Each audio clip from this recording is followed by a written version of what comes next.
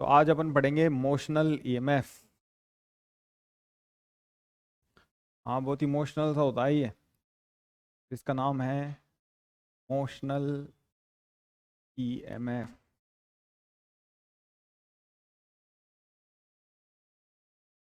बहुत ही इम्पोर्टेंट है। और अगर इस चैप्टर में से कोई अगर एक चीज़ बतानी होगी जिसमें से सवाल आने की संभावना सबसे ज़्यादा है तो ये वाला टॉपिक होगा। ठीक है, मोशनल ईएमएफ हर बार सवाल देगा आपको ये, लगभग। और अभी तक जो पढ़ ली ना वही चीज़ें अपन को इसमें पढ़नी है, अलग से कुछ नहीं पढ़ना। बस इसका नाम है मोशनल ईएमएफ। अच्छा, जैसे कि नाम से स्पष्ट है कि किसी कंडक्टर के मोशन से उसके अक्रॉस एक ईएमएफ प्रोड्यूस होगा, जिसको अपन क्या कहेंगे, मोशनल ईएमएफ कहेंगे, ऐसा। ठीक है, तो सबसे पहले इसकी पूरी मैकेनिज्म समझ लेते हैं, फिर आपको हो सकता है इसके अंदर थोड़े हल्के फुल्के डाउट इस टाइप से आए कि सर मोशन से रिलेटेड नहीं था, मैग्नेटिक फील्ड वेराई करने से रिलेटेड था, करंट वगैरह, तो वो भी अपन ले लेंगे। ठीक है, सबसे पहले एक अजम्पशन लेते हैं कि एक मैग्नेटिक फील्ड है of value B inside the plane of the paper. ऐसा एक मैग्नेटिक फील्ड एग्जिस्ट करता है। इसके अंदर हम एक कंसिडर करते हैं कंडक्टर। कहाँ है वो? एक थिन कंडक्टर कंसिडर कर लेते हैं, एक थिन रॉड कंसिडर कर लेते हैं जो कि कंडक्टिंग है। मैं बार बार इस वर्ड को हाईलाइट कर रहा हूँ कि जो कि कंडक्टिंग है। अगर ये चीज़ कंडक्टर नहीं होगी ना, तो जो हम कह रहे हैं ऐसा कुछ नहीं होगा। तो परीक्षा वाले आपको बहुत ही चालाकी से ना यहाँ पे नॉन कंडक्टिंग रोड लिख के दे देंगे, तो उसके अक्रॉस कोई भी ईएमएफ प्रोड्यूस नहीं होगा। ध्यान रखना, आंसर आएगा 0। ईएमएफ कितना प्रोड्यूस होगा? इसकी वेलोसिटी भी मैं बहुत चालाकी से इस तरफ दे देता हूँ v, और ये रॉड केवल ट्रांसलेट कर रही है। इसकी वेलोसिटी का वैल्यू है v, और ये रॉड क्या कर रही है? ट्रांसलेट। ट्रांसलेट का क्या मतलब होता है कि सभी पार्टिकल वेलोसिटी v से मूव हो रहे हैं, पूरी पूरी रॉड ऐसे v से आगे जा रही है। और मैग्नेटिक फील्ड यहाँ पर कितना है? b। सभी जगहों पे, आगे पीछे सब जगहों पे जहाँ पे भी रॉड जा सके। इस रॉड के कुछ पैरामीटर्स ले लेता हूँ। इसकी लेंथ ले लेता हूँ मैं l। l इस रॉड की लेंथ है। तो देखना क्या होगा, इसके ऊपर वैसे तो फ्री इलेक्ट्रॉन है, अगर ये कंडक्टिंग है तो जो फोर्स लगता है वो फ्री इलेक्ट्रॉन पे लगता है। हम पॉजिटिव चार्ज की कल्पना कर लेते हैं, और जो इलेक्ट्रॉन पे फोर्स होगा वो पॉजिटिव चार्ज के अपोजिट लगेगा। जैसे मान लो इलेक्ट्रॉन पे किधर फोर्स लगेगा? मैग्नेटिक फील्ड इधर है और वेलोसिटी इधर है, तो पॉजिटिव चार्ज पे ऊपर फोर्स लगेगा, तो इलेक्ट्रॉन्स पे किधर लगेगा? नीचे। तो आप पॉजिटिव चार्ज पे ऊपर फोर्स मान लो, है ना, बार बार हमको प्लस माइनस करना नहीं पड़ेगा वो। ठीक है, तो यहां पर कोई भी इसके पास फ्री इलेक्ट्रॉन है। चलो मैं इलेक्ट्रॉन से दिखा देता हूँ, कोई भी एक लिया है मैंने, तो बहुत सारे होंगे, असंख्य, है ना। तो इसके ऊपर फोर्स कहाँ लगेगा? नीचे। और नीचे की तरफ ऑब्वियसली ये क्या होगा? एक्सिलरेट, है ना। ये रॉड मूव कर रही है एक वेलोसिटी v से। ये वेलोसिटी v कांस्टेंट रहेगी नहीं रहेगी, इस बात को अपन बाद में जानने की कोशिश करेंगे। फिलहाल कोई सोर्स है जो इसको v वेलोसिटी दे के रखा हुआ है, ये v वेलोसिटी से चल रही है। हमें सोर्स की जरूरत पड़ेगी भी या नहीं वो भी हम बाद में देखेंगे। इसकी वेलोसिटी v है, हम केवल ये जानते हैं।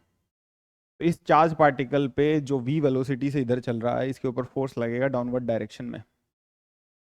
तो ये नेगेटिव चार्जेस यहाँ पे कंपाइल हो जाएंगे।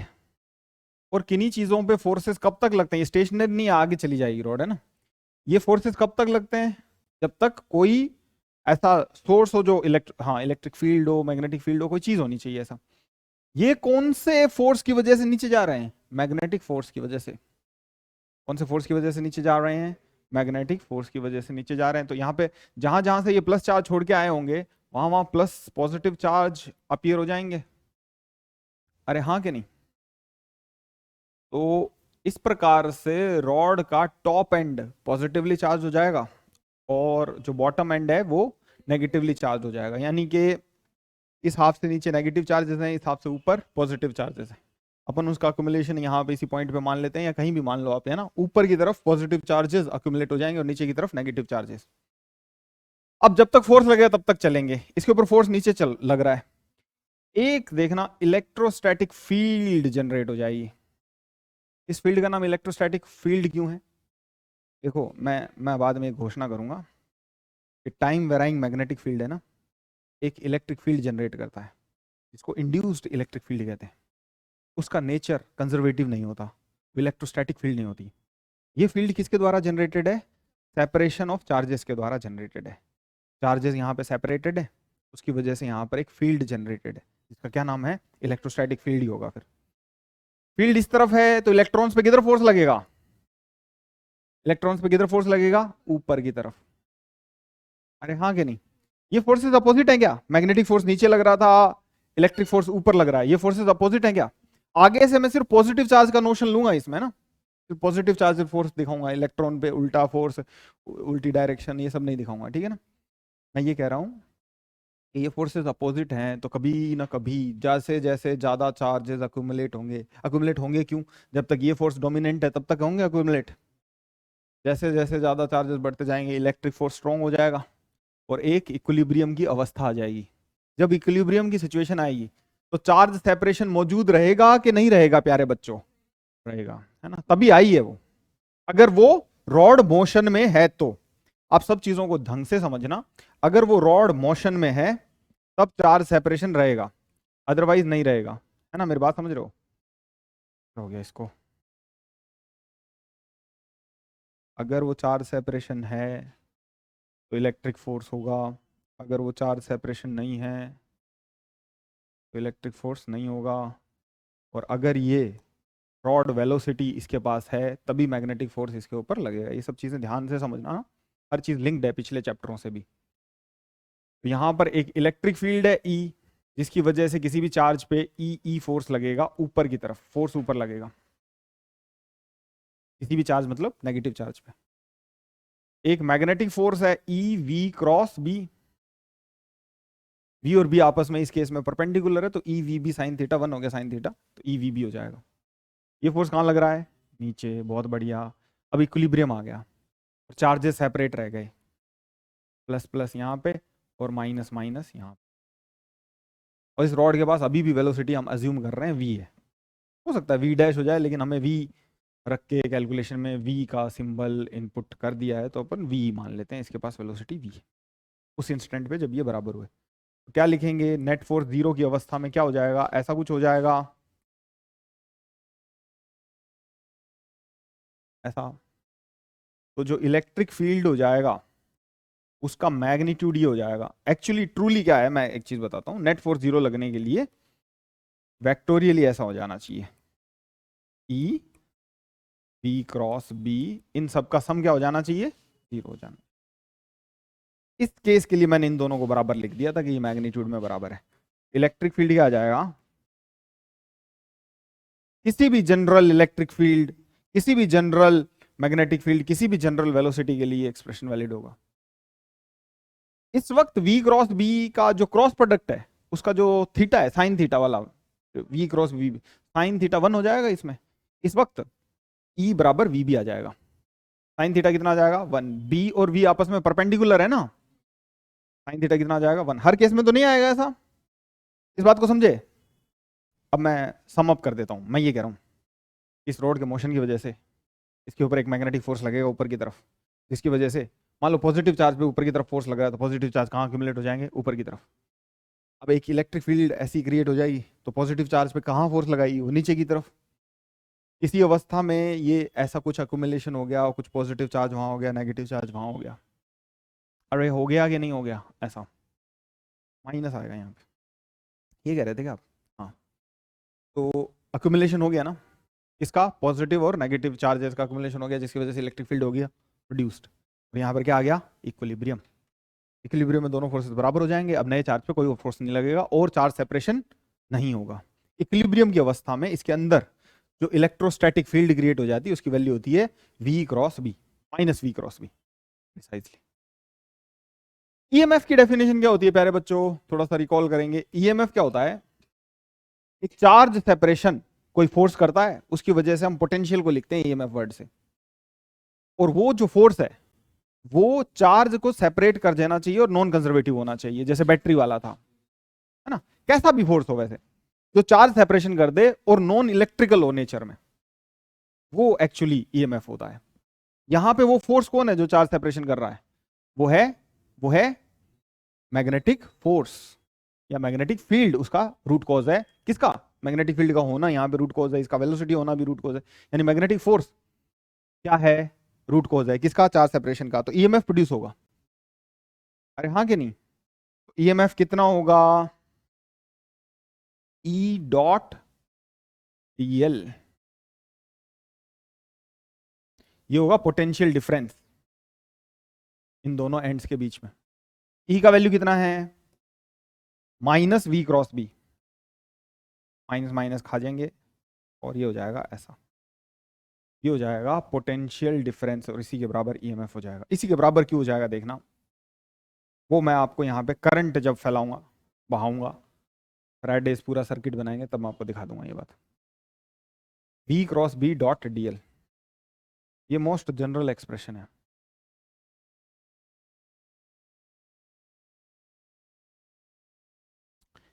ईएमएफ क्या है? स्केलर चीज है, अपन फिर भी कहते हैं इसका माइनस का निशान, इसका क्या शो कर रहा है? डायरेक्शन। उस डायरेक्शन का करंट से रिलेशन है। ये करंट कैसे फ्लो होगा, वो अपनी एक डायरेक्शन चूज करेगा ना लेंस लॉ के अकॉर्डिंग। उस डायरेक्शन शब्द का मतलब ये है। तो V क्रॉस B dot DL, dot product होगा यहाँ पे डॉट डीएल, ये डॉट है ना यहाँ पे E डॉट डीएल में, V क्रॉस B डॉट डीएल, ये एक्सप्रेशन ईएमएफ का ओनली एक्सप्रेशन है। बाकी VBL वगैरह सब क्या है? मिथ। ये बात समझ रहे हो कि VBL एक स्पेशल केस है जो इसमें आ रहा है। चलो इसको एक बार और एग्जामाइन करते हैं केस को, ठीक है? देखो ऐसा है, मेरी बातें समझ में आ रही है क्या? ये ऊपर से जा रही है क्या? समझ में आ रही है क्या? ठीक है। देखो हमने इलेक्ट्रिक फोर्स की वजह से जो ईएमएफ प्रोड्यूस हुआ है उसका वैल्यू लिखा है V क्रॉस B डॉट डीएल, ये लिखा है पोटेंशियल डिफरेंस इन दोनों एंड के बीच का, है ना? V क्रॉस B डॉट डीएल, ठीक है, ऐसा लिखा है। इसका V इधर था, V अंदर की तरफ था, ठीक है। अब V क्रॉस B डॉट डीएल होगा ना, तो अगर V क्रॉस B डीएल की तरफ ही आ जाता है तो ईएमएफ पॉजिटिव आ जाएगा। अरे मेरी बात समझ रहे हो क्या? इसका क्या मतलब हुआ कि जिस तरफ आप डीएल लेंगे ना, जिस तरफ भी आपने डीएल कंसीडर किया है उसको पॉजिटिव लाने के लिए, उस तरफ पॉजिटिव चार्जेस का एक्यूमुलेशन हो जाएगा। मैं ये कहना चाहता हूँ कि जैसे ये मैग्नेटिक फील्ड है और ये वेलोसिटी है, तो ऊपर की तरफ मैग्नेटिक फोर्स लगेगा जिसकी वजह से चार्जेस क्या करेंगे ना, ऊपर की तरफ जाएंगे। V क्रॉस B का आंसर कहाँ आ रहा है? ऊपर। अरे है कि नहीं? और रॉड की लेंथ भी ऊपर नीचे ऐसे जे में ही है। अरे V क्रॉस B जे में आ रहा है क्या? और जे जे क्या लूंगी? जे कैप माइनस जे कैप, इससे लूंगी तो किसका लेंथ है? रॉड का। तो V क्रॉस B के साथ माइनस जे का गुणा करने पर ये पॉजिटिव आएगा या प्लस जे का? प्लस जे का डॉट प्रोडक्ट करने पर पॉजिटिव आएगा, क्योंकि V क्रॉस B क्या है? जे। अरे हाँ क्या नहीं? तो यानी पॉजिटिव जो ईएमएफ होगा, मतलब पॉजिटिव चार्ज जहां एक्यूमुलेट होंगे, वो डायरेक्शन कौन सी होगी? ऊपर की तरफ, ऐसा। और माइनस वाले यहाँ पे। इतना मुश्किल से हमको ये डेरिवेशन करना है क्या? नहीं। हमको क्या करना है? मैग्नेटिक फील्ड की तरफ ये करना है, वेलोसिटी की तरफ ये करना है, जिस तरफ पाम हो उस तरफ कौन एक्यूमुलेट हो जाएंगे? Positive charge. ये बात क्लियर है? अरे मेरी बात समझे? मान लो सपोज करो कि ऐसा कुछ केस लेता, मैं ले ही लेता हूं, चलो। ये V है और ये B है ना? ये थिन है, इसकी थिकनेस नहीं है, ये नहीं, ये चीज नहीं, ये सिर्फ और सिर्फ इसकी लंबाई है L, ठीक है, थिन रॉड है। ये V है, ये B है, ये V है, ये B है। इस बार ईएमएफ कितना प्रोड्यूस होगा?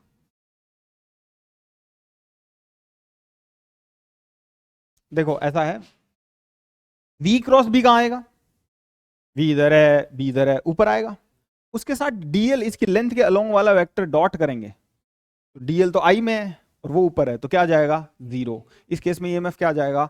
जीरो आ जाएगा भाई। अच्छा इस केस का लिख के दिखाता हूं आपको, तीनों चीजें आपस में परपेंडिकुलर हो तो ध्यान से सुनना। तो क्या आ जाएगा? ये V B, इन दोनों का product V B sign theta, sine theta 1 है, वैल्यू वैल्यू लिख रहा हूं। और डॉट प्रोडक्ट करना है डीएल के साथ, इसका डायरेक्शन इसी तरफ आया और डीएल भी इसी डायरेक्शन में, डॉट प्रोडक्ट करना है तो क्या हो जाएगा? L। अरे हाँ कि नहीं, ये ईएमएफ का वैल्यू जाएगा। अब मैं आपको एक बहुत सारा मैथ्स करवा के एक बढ़िया चीज बता देता हूँ, उसके बाद मैं आपको समराइज अपने हेड में क्या रखना है, इतना बर्डन अपने दिमाग में लेके नहीं चलना कि ऐसे डिराइव होता है, इसका मीनिंग होता है। ये बात पता हो तो बहुत अच्छी बात है। वैसे ये छोटा सा ईएमएफ डॉट डीएल, इसको पूरे को इंटीग्रेट कर देंगे ना तब ईएमएफ आता है। Dot DL dot DL dot DL, अरे हाँ कि नहीं। एक वी क्रॉस बी का निशान लेंगे, किसी तरफ आएगा, उसका मैग्नीट्यूड आएगा वी बी, फिर उसका डीएल के साथ क्या करेंगे, डॉट प्रोडक्ट करेंगे तो वो पॉजिटिव नंबर आएगा, ऐसा कह रहा हूँ। अब देखना, मेरी बात सुनना, हम कोई रैंडम वायर ले लेते हैं जो ट्रांसलेट कर रहा है।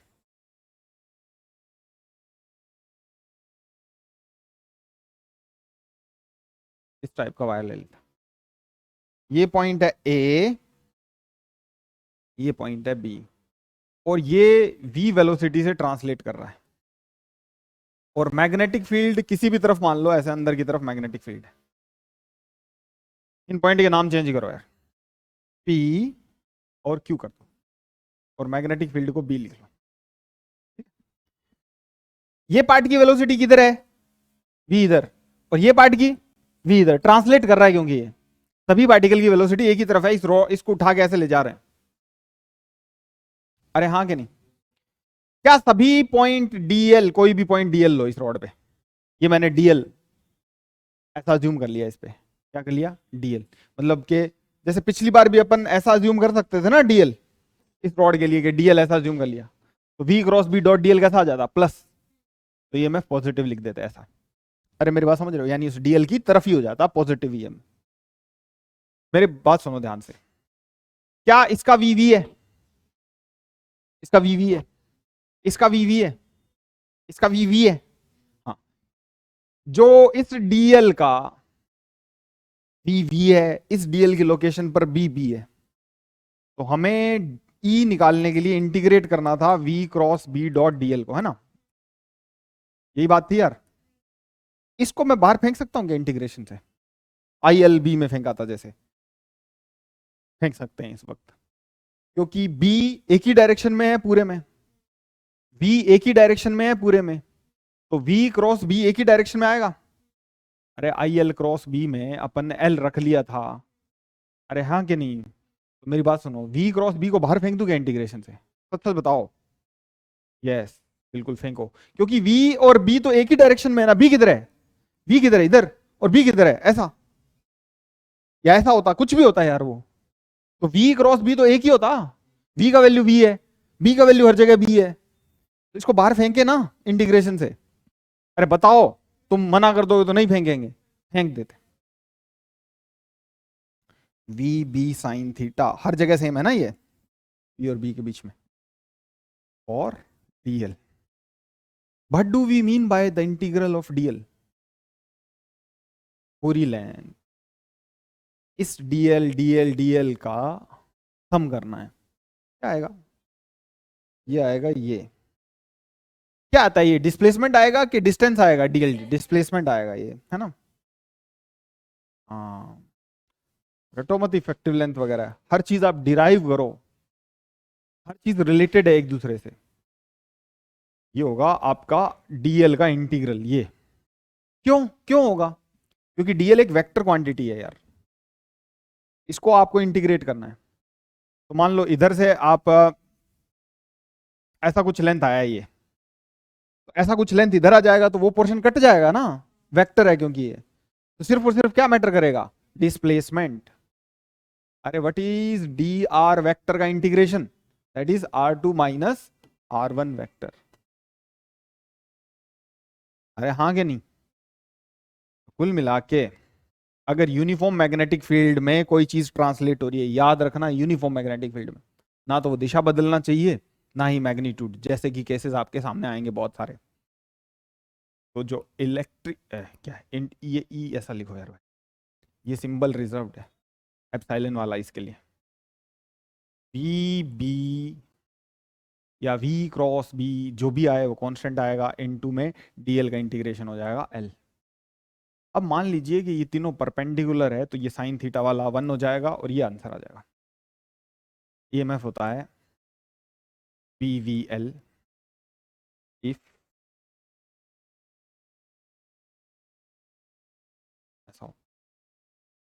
जैसा कि उस सवाल में था। कौन से सवाल? उस सवाल कौन से सवाल? जो सबसे पहला रॉड का हमने एग्जाम्पल लिया था, उस एग्जाम्पल में वेलोसिटी इधर थी एक्स में, मैग्नेटिक फील्ड माइनस के में था और लेंथ जे में था। तो अगर आपको पूछा जाए कि इस पोटेंशियल डिफरेंस का मैग्नीट्यूड क्या है, तो क्या बताइएगा? V B L. ऐसा। अब तीनों चीजें परपेंडिकुलर होना, तो इसका ही रट्टा मारेंगे बच्चों। अब मैं ना इस कथा का सार बता देता हूं, समरी ऑफ द स्टोरी, जो आपको दिमाग है ना, जो आपको बात ध्यान में रखनी है वो ये है कि मान लीजिए ये एक रॉड है और ये इधर ट्रांसलेट कर रही है वी वेलोसिटी से, और लेट से इस रॉड और बी वी के बीच में एंगल है थीटा और मैग्नेटिक फील्ड अंदर की तरफ है। तो एक बार तो जो समरी आपको याद रखनी है उसको दोबारा दोहरा देता हूं सोल्यूशन के साथ, और फिर जो आपको बात याद रखनी है वो बोल देता हूं, ठीक है? ये मैग्नेटिक फील्ड है, ये वेलोसिटी वेक्टर है। तो v क्रॉस b जो आएगा वो इधर आएगा, यानी पॉजिटिव चार्जेस पे इधर फोर्स लगेगा, वो इधर अक्यूमुलेट होने की कोशिश करेंगे। इधर तो वो जा नहीं सकते, ऊपर जरूर जा सकते हैं।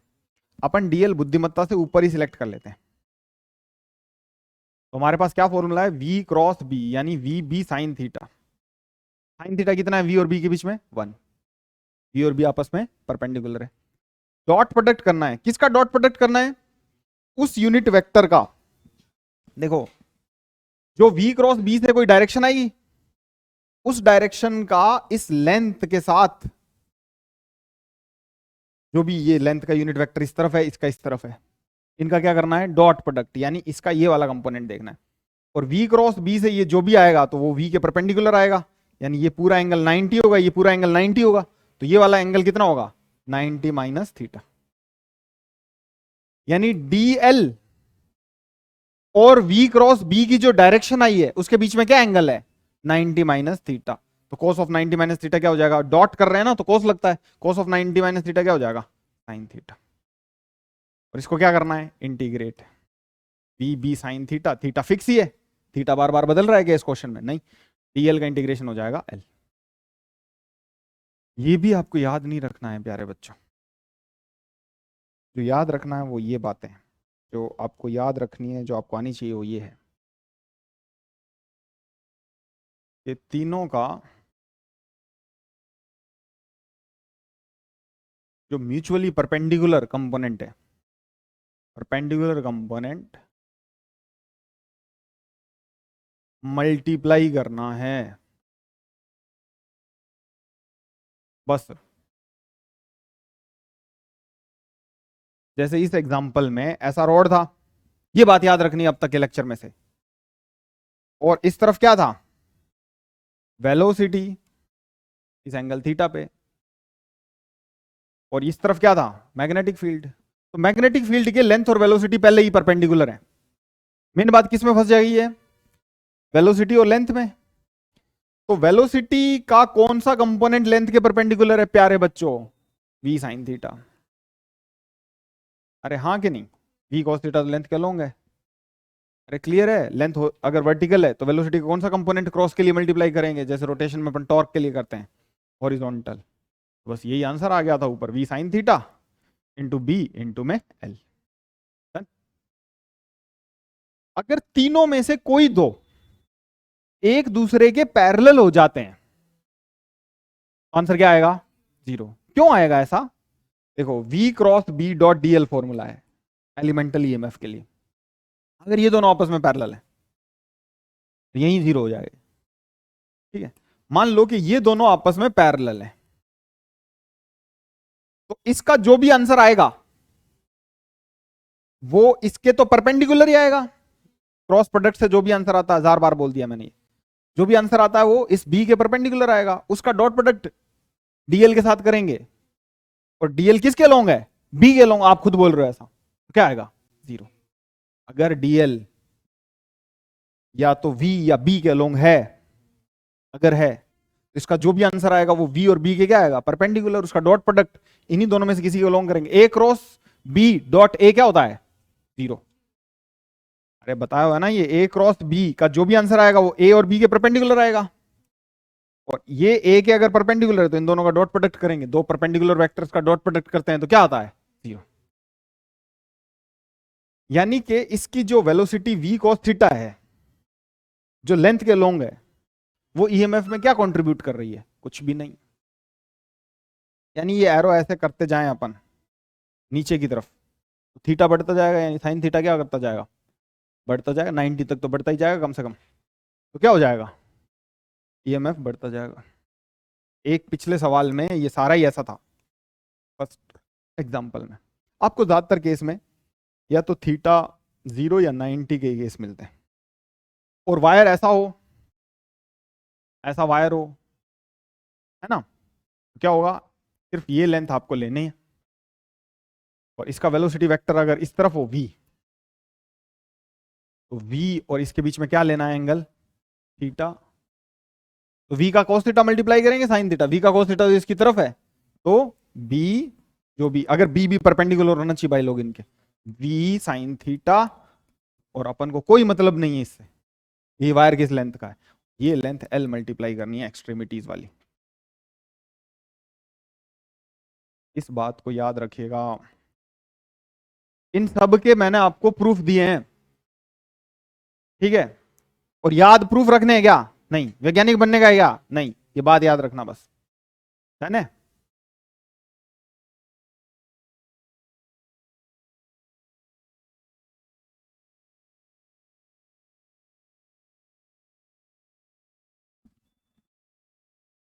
डन है। अब देखो इसके ऊपर एग्जांपल्स क्या कराएं। एक और करवाने हैं एग्जांपल। जैसे ये एक लूप है, ठीक है? इसकी ये जो लेंथ है ना, वो है x, और ये जो हाइट है ना इसकी, ये है y, ठीक है? और मैग्नेटिक फील्ड इस तरफ है, इसकी वेलोसिटी है इस तरफ, ऐसा v, वेलोसिटी इस तरफ है v, और ये इस मैग्नेटिक फील्ड में मूव हो रहा है। तो आपको इसके जो दो टॉप मोस्ट एंड है, ये इनके वाई लेंथ है ए और बी, इनके बीच में इंड्यूस्ड ईएमएफ बताना है, और कौन सा एंड हाई पोटेंशियल पर होगा ये भी बताना है। तो यहाँ पे देखो आप, वेलोसिटी v इस तरफ है, और लेंथ ये l है, क्या y है, और मैग्नेटिक फील्ड b है, तो क्या हो जाएगा आंसर? p v y। बस इन दोनों के बीच में, इन दोनों के बीच में क्या हो जाएगा? कोई भी जिनके बीच में x दी थी, p v हो जाएगा कि नहीं हो जाएगा? b v x नहीं, v इस x के अलोंग है। अरे मैं बात समझे क्या? तो इन्हीं दोनों के बीच में होगा वो। अरे क्लियर है क्या? डन है क्या? अब देखो मेरी बात सुनो, मुझे लगता है ट्रांसलेशन से रिलेटेड क्वेश्चन आप कर लोगे, सिर्फ ट्रांसलेशन हो रहा हो तो किसी भी लूप या किसी भी चीज के अक्रॉस ईएमएफ क्या होता है। अब मैं यहाँ पे आपसे ना एक दो बुनियादी डाउट डिस्कस कर लेता हूँ, डाउट डिस्कस कर लेता हूँ। पहला है कि इस चैप्टर में जो भी चीज़ है ना वो फैराडेज लॉ से डिराइव हो सकती है। सर आपने ऐसा बोला था कि मैग्नेटिक फ्लक्स अगर चेंज होगा तो ईएमएफ प्रोड्यूस होगा सर, लेकिन आपने ईएमएफ प्रोड्यूस कर दिया और मैग्नेटिक फील्ड तो उसी में जाया जा रहा है, ये कंडक्टर। अरे हाँ कि नहीं? उसी में जाया जा रहा था ना। तो हमने ऐसा नहीं कहा कि इस रॉड के अंदर करंट फ्लो होगा। ऐसे कोई रॉड है, अगर वो मैग्नेटिक फील्ड में जा रही है ना, तो इस एंड और इस एंड के अक्रॉस क्या प्रोड्यूस होगा? ईएमएफ। इसके अंदर करंट कब फ्लो होगा? जब ये पूरा का पूरा क्या बनाती हो? एक पूरा लूप बनाती हो जिसके अंदर करंट जाके आ सके। अब मैं आपको ना इक्विवेलेंट इनके कंसेप्ट पढ़ाने वाला हूँ, इक्विवेलेंट बैटरी कैसे बनती है और ये सब क्या होता है, ठीक है? ध्यान से सुनना। अब मैं ना फैराडे, मैं सबके आंसर दूंगा इसके आपको, कि अगर ये ऐसा पूरा लूप, चलो सर रॉड मत मानो आप, तो इसकी विड्थ भी मान लो b, तो इसके अक्रॉस और इसके अक्रॉस क्या ईएमएफ प्रोड्यूस होगा? हाँ। वही ईएमएफ इसके अक्रॉस और इसके अक्रॉस भी प्रोड्यूस होगा बच्चों, अगर ये पूरा जा रहा है तो। हाँ या ना? अरे मतलब यहाँ पे हाई पोटेंशियल पे एक बीवीएल की बैटरी बन रही है, तो एक बैटरी यहां से भी बन रही है ना बीवीएल की। अगर मैग्नेटिक फील्ड अंदर की तरफ है, इसकी वेलोसिटी इधर है, तो इसकी लेंथ एल है, तो अरे बन रही है कि नहीं बन रही है? इसमें से करंट कितना फ्लो होगा मेरे को बताना। बैटरी कितने की है? 0 की। अरे 0 की है भाई। अरे हाँ कि नहीं? तो फैराडेज लॉ आपको क्या बताता है और मोशनल ईएमएफ आपको क्या बताता है? मैं इस बात को बहुत गंभीरता से हाईलाइट करूंगा बच्चों, और आप बहुत तमीज से एक दो क्वेश्चन करेंगे और बहुत ध्यान से कंसंट्रेट करेंगे उनके ऊपर कि उनमें क्या हो रहा है। ठीक है, तब आपके सारे डाउट्स क्लियर होंगे, वरना ये खा जाएंगे आपको डाउट्स ही। अरे आपने पहले चैप्टर जब शुरू हुआ था तो मैंने आपको क्या सिखाया था कि ऐसे ऐसे एक गोल चीज है, वो मैग्नेटिक फील्ड के अंदर एंटर कर रही थी, तब तो मैग्नेटिक फ्लक्स इसमें से क्या हो रहा था? चेंज हो रहा था। इसके अंदर से कौन सा इस ये जो चीज है इसके अंदर से कौन सा मैग्नेटिक फ्लक्स चेंज हो रहा है? सारी जगह मैग्नेटिक फ्लक्स है, तो इसमें करंट क्या दिखना चाहिए माइकल फैराडे को? 0 दिखना चाहिए। यानी वो ईएमएफ भी क्या बोलेंगे माइकल फैराडे? 0। आप अगर इरोडोव की थ्योरी वाली बुक की बहुत बढ़िया किताबें पढ़ोगे ना, तो आपको ये लिखा मिलेगा कि मोशनल ईएमएफ है ना, मोशनल ईएमएफ, वो आपको बैटरी की सीट बताता है। इस बात का क्या मतलब है कि बैटरी किधर लगी हुई है बताता है आपको। फैराडे का लॉ आपको बैटरी का जो ईएमएफ है उसकी सिर्फ वैल्यू बताता है और कुछ नहीं बताता है। यानी अगर आप यहां पे फैराडेज लॉ अप्लाई करोगे ना बच्चों, तो आपको इसके अक्रॉस ईएमएफ का वैल्यू मिल जाएगा डायरेक्ट 0, क्योंकि D five by d T क्या है इसका? 0, क्योंकि मैग्नेटिक फ्लक्स चेंज नहीं हो रहा ना इसमें से जो फ्लक्स जा रहा है। ये लूप है एक, ये रॉड क्या है? एक लूप है ना, इसके अंदर से मैग्नेटिक फ्लक्स चेंज हो रहा है क्या? मैग्नेटिक फ्लक्स क्या चीज है? मैग्नेटिक फील्ड की लाइन है, आप इसको कहीं भी भेजते रहो, अगर वो चेंज नहीं हो रहा तो इसके अक्रॉस इफेक्टिव ईएमएफ क्या होना चाहिए? 0। EMF D five by d T होता है, डी फाइव डी टी 0 है, तो ईएमएफ क्या होगा? 0। यहां से भी ईएमएफ क्या आ रहा है? 0। देखो, अपन कुछ एग्जांपल्स करते हैं और उन एग्जांपल से आपको क्लियर हो जाना चाहिए। मैं इसी बीवीएल को ना फैराडेज लॉ से डिराइव कर देता हूं। ठीक है, फैराडे लॉ लगाने के लिए याद रखना, फैराडे को सम्मान देने के लिए एक्सपेरिमेंटल फिजिसिस्ट थे ना वो, तो एक्सपेरिमेंट में जब तक उनको करंट नहीं दिखेगा ना, तब तक वो ईएमएफ को मान्य नहीं करेंगे। तो करंट दिखने के लिए, फैराडेज लॉ लगाने के लिए हमको क्लोज्ड सर्किट की आवश्यकता होगी हमेशा। हमेशा रिक्वायरमेंट है ये, ऑलवेज, कि हमको एक क्लोज सर्किट चाहिए फैराडे का लॉ लगाने के लिए। देखना कैसे, इसी एग्जांपल को फैराडे लॉ से कर लेते हैं।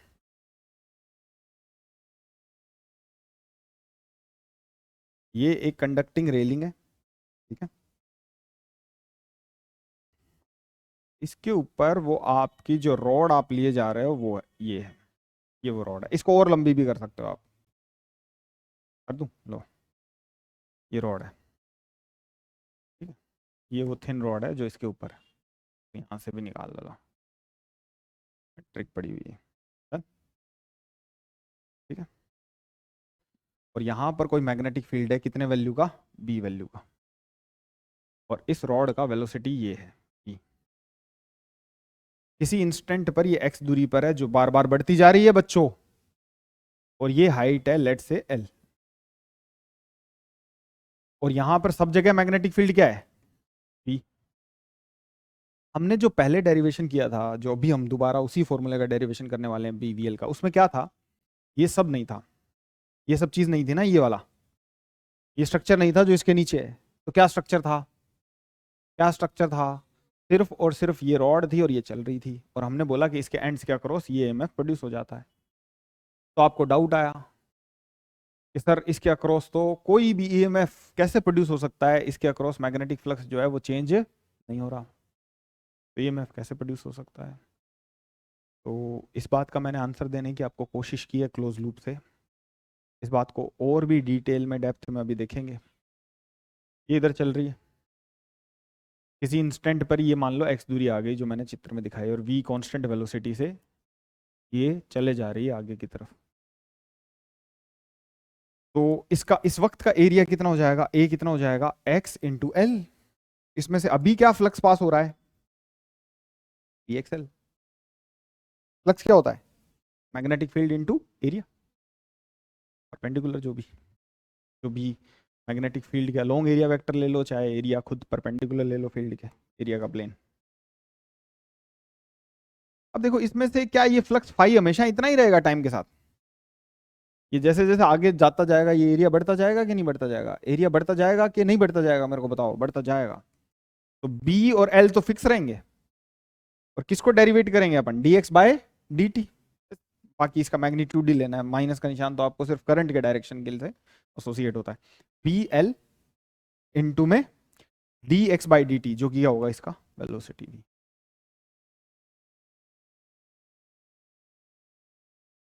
आपको डीप में बताना है क्या? वो minus D five by d T में माइनस का निशान मैथमेटिकली क्या करता होता है, बताऊं क्या?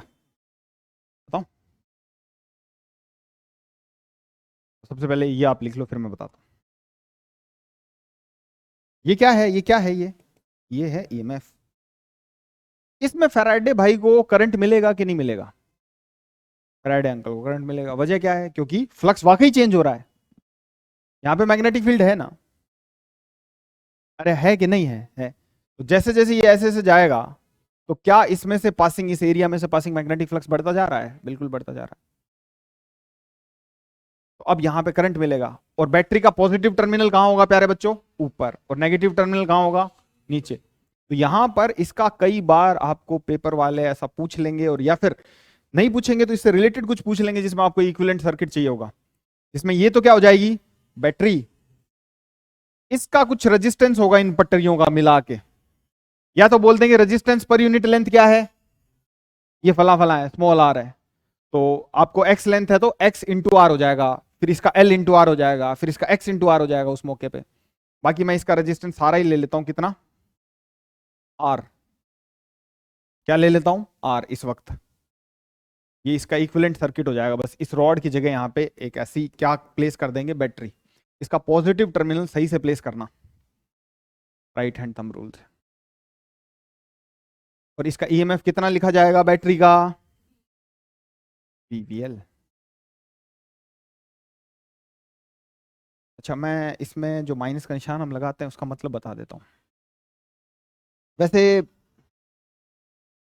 बहुत सारे दूसरे तरीकों से लेंस के माइनस को हमने डिफाइन किया था, लेकिन बहुत ही मैथमेटिकली जाके इसका मतलब बता देता हूं। जैसे कि ये कोई लूप है, ध्यान से सुनना, फिर एक ही बार बताऊंगा। ये एक सर्कुलर लूप है। इसके इस जोन में एक मैग्नेटिक फील्ड है बी बराबर के T, alpha T magnetic field है। इसका क्या मतलब हुए? कि ये मैग्नेटिक फील्ड वक्त के साथ बढ़ रहा है।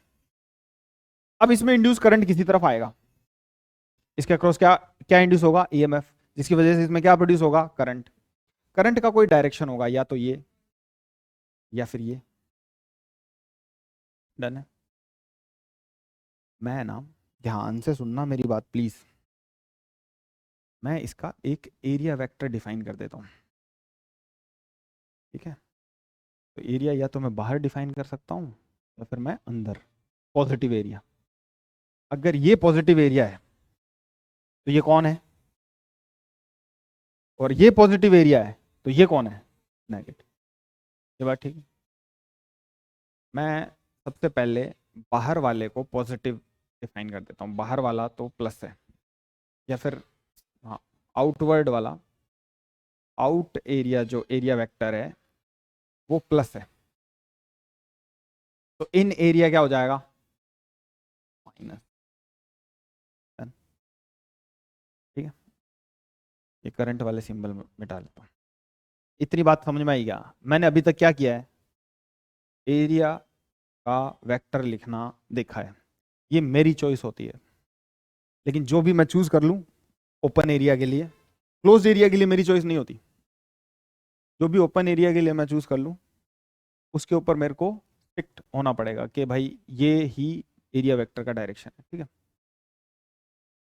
अब जैसे आउट एरिया अगर पॉजिटिव है तो ये सेंस कैसा है? प्लस। यानी ये सेंस कौन सा सेंस? एंटी क्लॉकवाइज जो सेंस है, एंटी क्लॉकवाइज जो सेंस है वो पॉजिटिव है इसके लिए, केस 1 के लिए।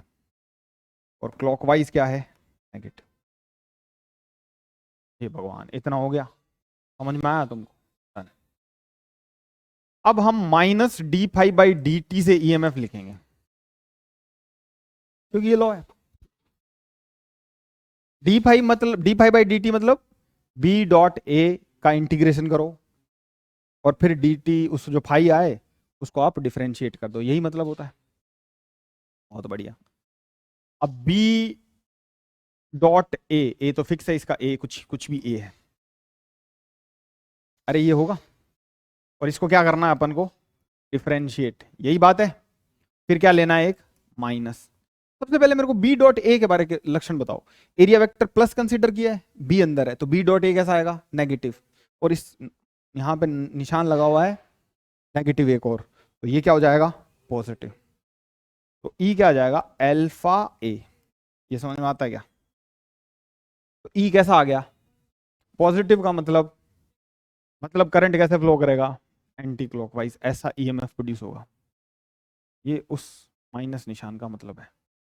अब मैंने बोला था कि area vector is the matter of choice. आप एरिया वेक्टर ये वाला ले लो, अंदर वाला। जैसे एरिया अगर ये ऐसा, मेरी बात सुनना, एरिया वेक्टर आउट है तो उसको पॉजिटिव लिखा, अंदर वाले को पॉजिटिव लिख देते हैं, अंदर वाले को क्या लिख देते हैं, पॉजिटिव। तो ऐसा जो नोशन होगा वो क्या आएगा, पॉजिटिव। एरिया अगर अंदर वाला एरिया पॉजिटिव है तो बच्चों ऐसा नोशन क्या आएगा, पॉजिटिव, और ऐसा नोशन नेगेटिव। तो बी डॉट ए करेंगे बच्चों तो पॉजिटिव आएगा कि नेगेटिव आएगा, पॉजिटिव आएगा, क्योंकि एरिया भी अंदर है और बी भी अंदर है। उसके साथ माइनस का निशान लगाओ, उसको डिफरेंशिएट करेंगे तो आएगा तो मैग्नीट्यूड में यही, और माइनस का निशान लगा हुआ है, तो माइनस के निशान का क्या मतलब है बच्चों, कि जो भी माइनस का निशान की तरफ, माइनस का निशान मतलब ऐसा, ये निशान हमने क्या माना था, पॉजिटिव, तो करंट कैसे फ्लो होगा, माइनस की तरफ, माइनस की तरफ मतलब कैसा फ्लो होगा, ऐसा। तो करंट का आंसर तो यही आएगा। आर्बिट्रली आप एरिया वेक्टर का चॉइस कुछ भी लीजिए, तो बार बार सुनना, रिपीट करके देखना, अब आपको पता चलेगा कि मैथमेटिकली माइनस का निशान आपसे क्या बोल रहा है। माइनस का निशान इसलिए डायरेक्शन देता है, ईएमएफ एक वेक्टर क्वांटिटी नहीं है हालांकि।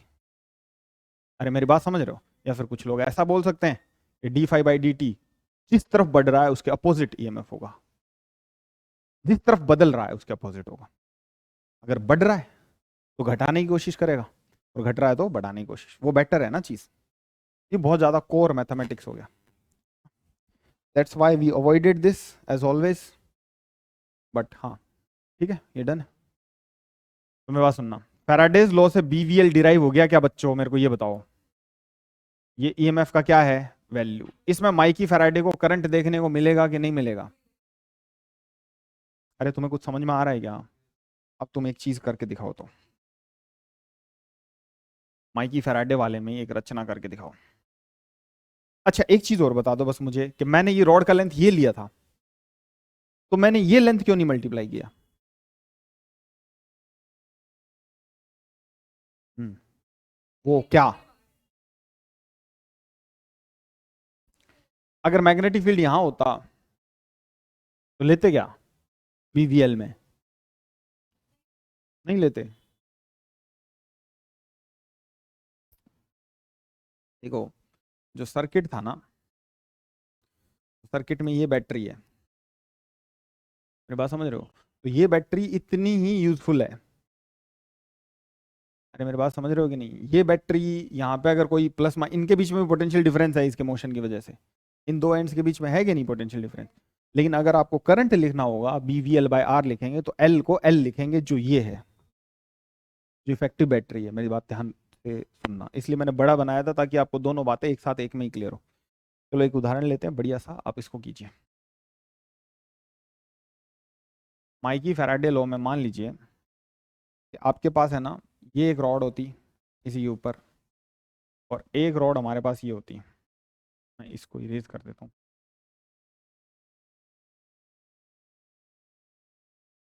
डन। ये एक रॉड है और ये भी एक रॉड है, ठीक है, और यहाँ पे सब जगह दुनिया में मैग्नेटिक फील्ड है, सब जगह, ठीक है। इन दोनों की लेंथ है एल, ऑब्वियसली सेम है, ठीक है, इतनी बात डन है, समझ में आ रहा है? अब मेरी बात सुनना, ये रॉड चल रही है V/2 से, ये रॉड चल रही है V से, और इनके बीच में जो ये रेलिंग्स है, ऐसे रेलिंग बढ़ती जाएगी ये, क्योंकि ये तेज चल रही है। मैं नेट रेजिस्टेंस लिख देता हूँ, R है। मतलब जिस टाइम भी जो भी बच्चा आंसर निकाल रहा होगा उस टाइम रेजिस्टेंस क्या लेना है उसने, R। तो आपको करंट बताना है और EMF बताना है। ऑब्वियसली आप करंट सही बता दो, EMF सही बता दोगे तो करंट सही बता दोगे, या करंट सही बता दोगे तो EMF सही बता दोगे, दोनों। सबसे पहले देखो कि अपन फैराडेज लॉ से करते हैं, माइकी फैराडे से।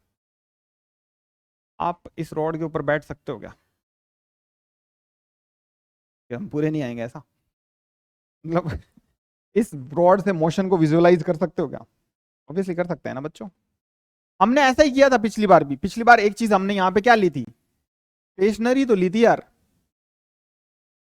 उसके हिसाब से दूसरे को चलाया था। वो दूसरा कितने से चल रहा था इसके रिलेटिव, V से। ये वाला कितने से चल रहा है, V/2 से।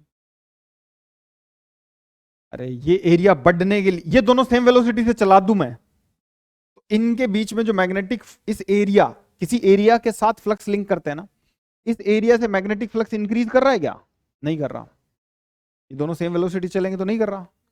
अगर ये तेज चलेगा तो ये पीछे रह जाएगा, और ये थोड़ा तेज चलेगा, तब जाके क्या बढ़ेगा, एरिया। बी ए कोस थीटा में से कुछ भी बढ़े घटे, कुछ कम हो ज्यादा हो कुछ भी हो, तो फाई क्या होगा, चेंज। अरे इतनी बात समझे कि नहीं?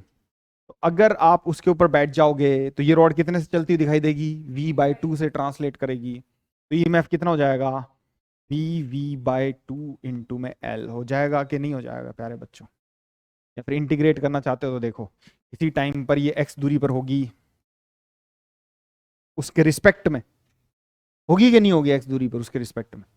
और ये बताओ x दूरी पर होगी कि नहीं होगी, होगी।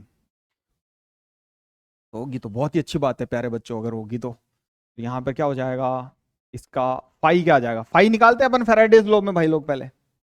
फाई क्या हो जाएगा, B into area x into L। इसको आप कर दो डिफरेंशिएट, तो EMF का मैग्नीट्यूड आ जाएगा BL। तो कांस्टेंट है,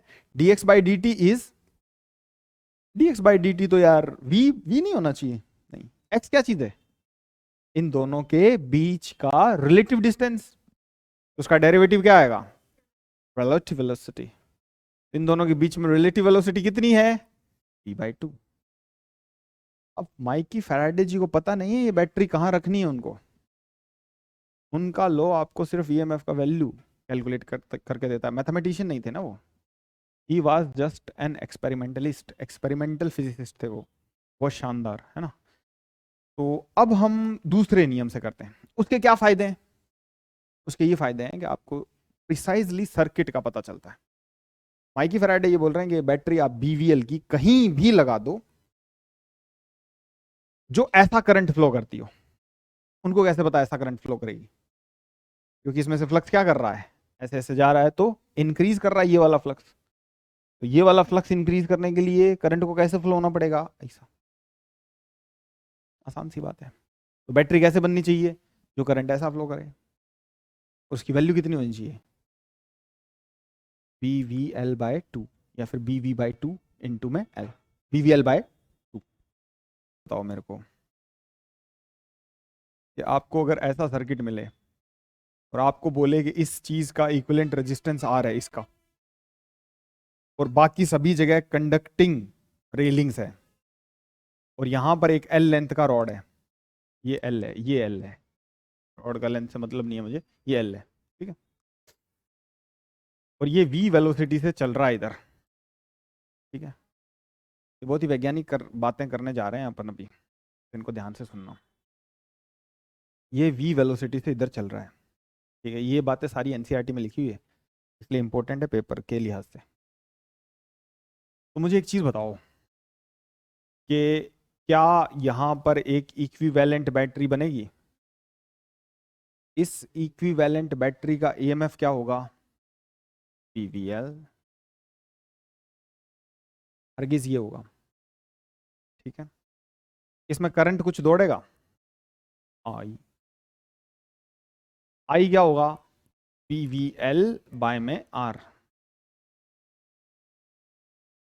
स्टोरी यहीं खत्म नहीं हुई बच्चों, यहां से तो ये चालू होती है एक्चुअली। यहाँ पर मैग्नेटिक फील्ड बी है। अब आप मेरी बात ध्यान से सुनना।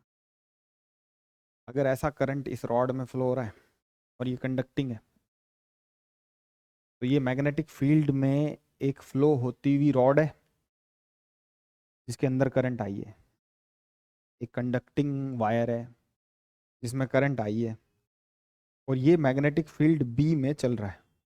तो इसके ऊपर फोर्स लगेगा बच्चों क्या, किधर लगेगा, तो मैग्नेटिक फील्ड अंदर की तरफ है, करंट ऊपर की तरफ है, तो माइनस आई में फोर्स लगेगा।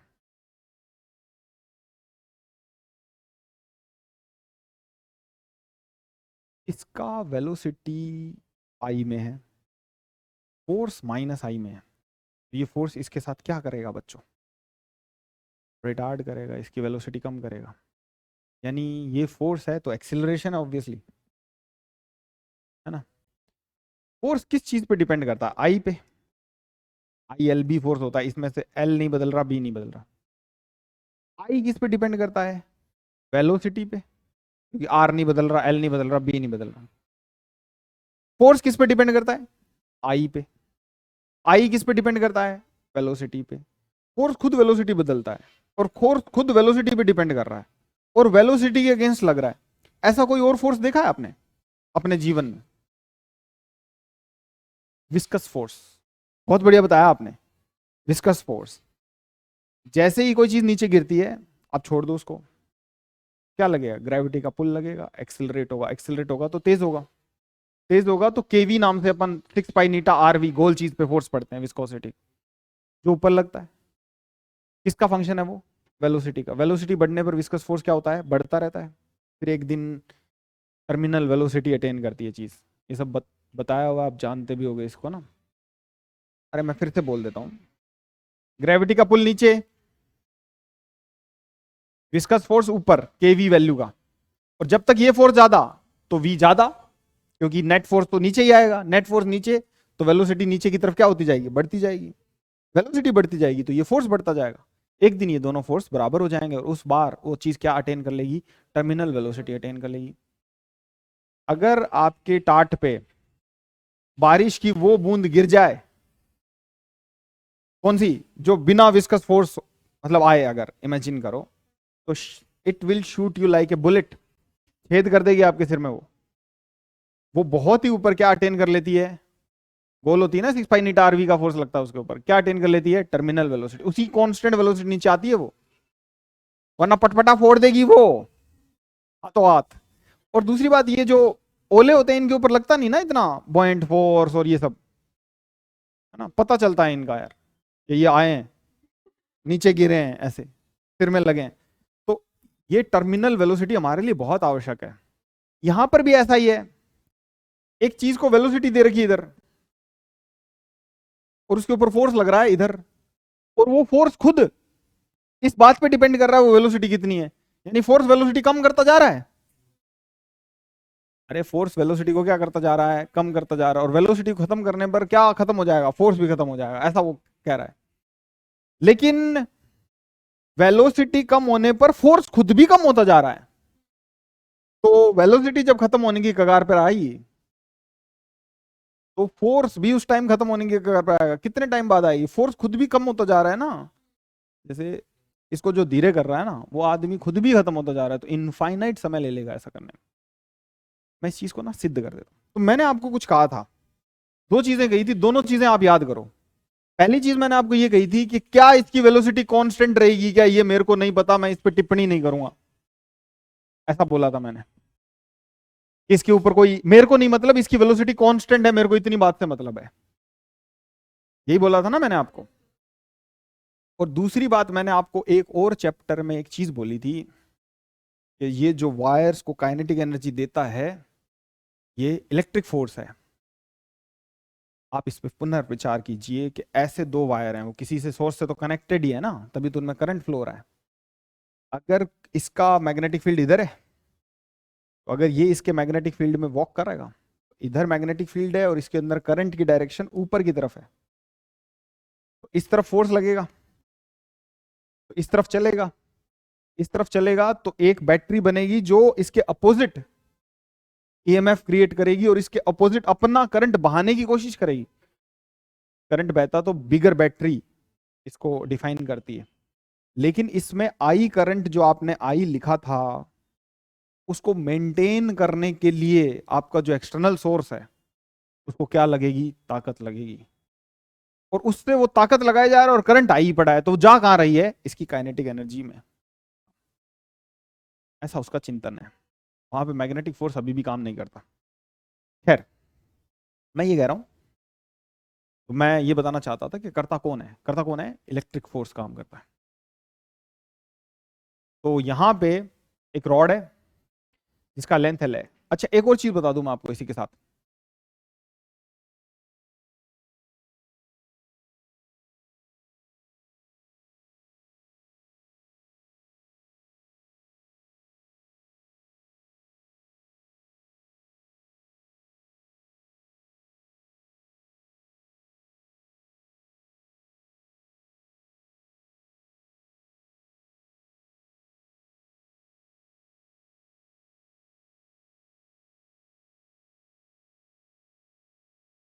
मैं ये कह रहा हूं कि पहले केस में ना ऐसे एक रॉड थी और कोई सर्किट कंप्लीट नहीं था, और ये मैग्नेटिक फील्ड में जा रही है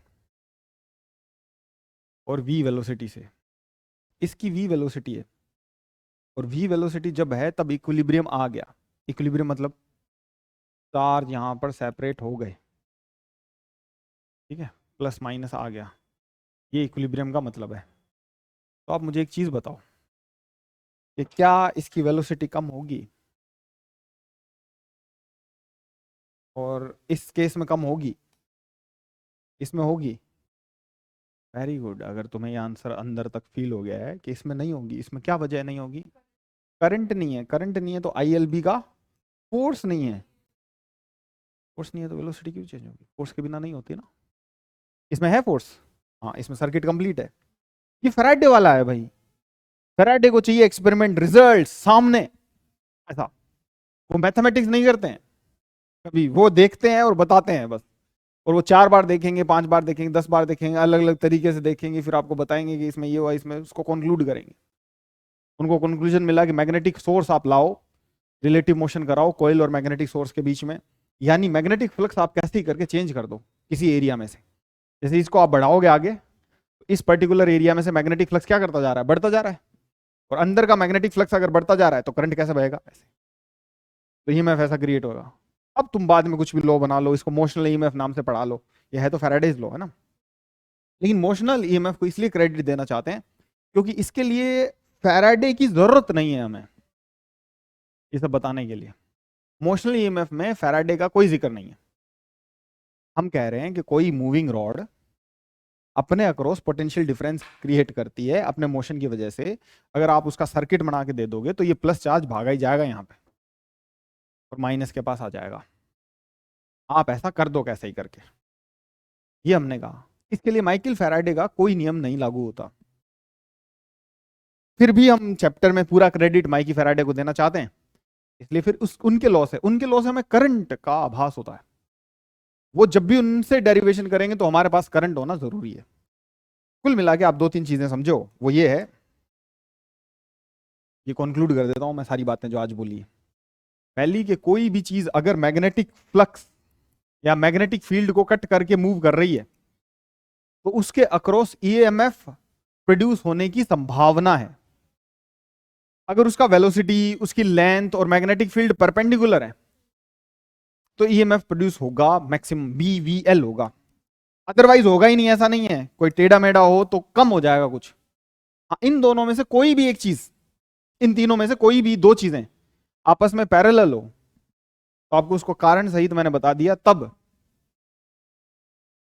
ईएमएफ प्रोड्यूस नहीं होगा। ऐसा, इस रॉड को कोई जरूरत नहीं है सर्किट कंप्लीट करने की इसके अक्रॉस ईएमएफ प्रोड्यूस होने के लिए। अगर ये मैग्नेटिक फील्ड को कट करते जा रही है, ये रोड है और यहाँ पे मैग्नेटिक फील्ड है, आपको पूछेंगे कि एक प्लेन है, अर्थ का मैग्नेटिक फील्ड है, उसकी उसकी दो पंख हैं ऐसे, उनके अक्रॉस बल्ब जल सकता है क्या? तो जल सकता है ना, ऑब्वियसली। मैग्नेटिक फील्ड अगर ऐसा हो, वेलोसिटी अगर ऐसा हो, लेंथ इसकी ऐसी हो, तो जलने की संभावनाएं हैं कि नहीं? हाँ, अगर सर्किट कंप्लीट है तो। वरना उसके अक्रॉस ईएमएफ तो पक्का है। अरे मेरी बात समझ रहे हो? यानी अर्थ के मैग्नेटिक फील्ड से ही बल्ब जल सकता है, या फिर आपको ईएमएफ पूछ सकते हैं। तो ऐसी बात बता पाओगे कि नहीं बता पाओगे? ऐसा बता पाएंगे, ठीक है। तो मेरे कहने का मतलब है कि कोई भी अगर कंडक्टर, कंडक्टर होना क्यों जरूरी है? क्योंकि कंडक्टर के पास ही फ्री इलेक्ट्रॉन है जिनके ऊपर नीचे की तरफ फोर्स लगेगा।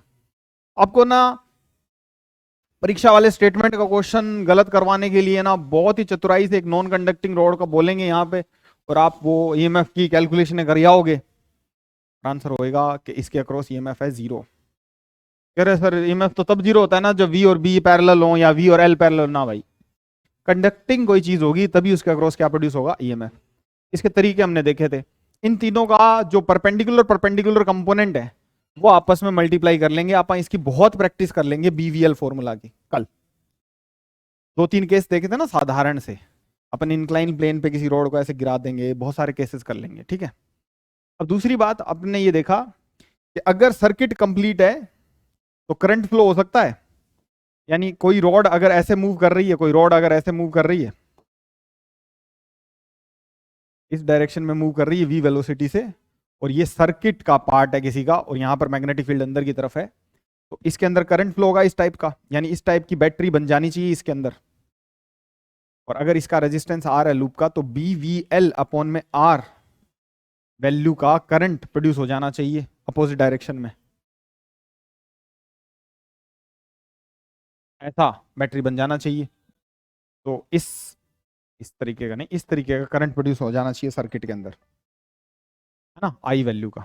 इस करंट से क्या होगा? ये करंट बह रहा है एक कंडक्टर में जो मूव कर रहा है मैग्नेटिक फील्ड में। अरे हाँ कि नहीं? एक कंडक्टर में आई करंट बह रहा है जिसका लेंथ एल है, बी फील्ड है, ये तीनों भी आपस में क्या है? आई। देखो आई तो चलो डायरेक्शन एल क्रॉस बी करते हैं ना, परपेंडिकुलर कंपोनेंट लेते हैं, एल क्रॉस बी का मतलब बी है, एल ऊपर है बी अंदर है, यानी कि एल क्रॉस बी का मतलब बी की तरफ ऐसे करेंगे और एल की तरफ ऐसे करेंगे तो पीछे की तरफ फोर्स आ जाएगा, यानी फोर्स इसकी वेलोसिटी के अपोजिट आ रहा है, यानी वेलोसिटी को घटाएगा। इसका कैलकुलेशन भी करेंगे मैथमेटिकल, एक्सेलरेशन भी निकालेंगे, सब करेंगे। लेकिन फिलहाल के लिए अपन को ये टर्म्स पता होने चाहिए कि जो फोर्स है वो आई पे डिपेंड करता है और आई वेलोसिटी पे डिपेंड करता है। और फोर्स ऐसा लग रहा है जो वेलोसिटी कम कर रहा है, यानी वेलोसिटी कम होते होते, ये चीज कम होते होते फोर्स भी कम हो जाएगा। तो इनफाइनाइट टाइम बाद इसको रेस्ट पे ला देगी। इसका एक्सेलरेशन निकालने जाओगे तो पीछे की तरफ फोर्स, फोर्स क्या लगेगा? आई एल बी, फोर्स हो जाएगा आई एल बी अपॉन में इसका मास। आई क्या लिखोगे? बी वी एल अपॉन में आर, एल बी अपॉन में मास, ये लगेगा एक्सिलरेशन। इसको क्या लिखोगे? Minus d v by d t. Minus क्यों? क्योंकि ये वेलोसिटी टाइम के साथ कम हो रही है, ऐसा। और प्रोसीड करोगे तो आप पाओगे कि वेलोसिटी इनफाइनाइट टाइम बाद क्या हो रही है? 0। इसको हम कैलकुलेट कर लेंगे नेक्स्ट लेक्चर में। डन।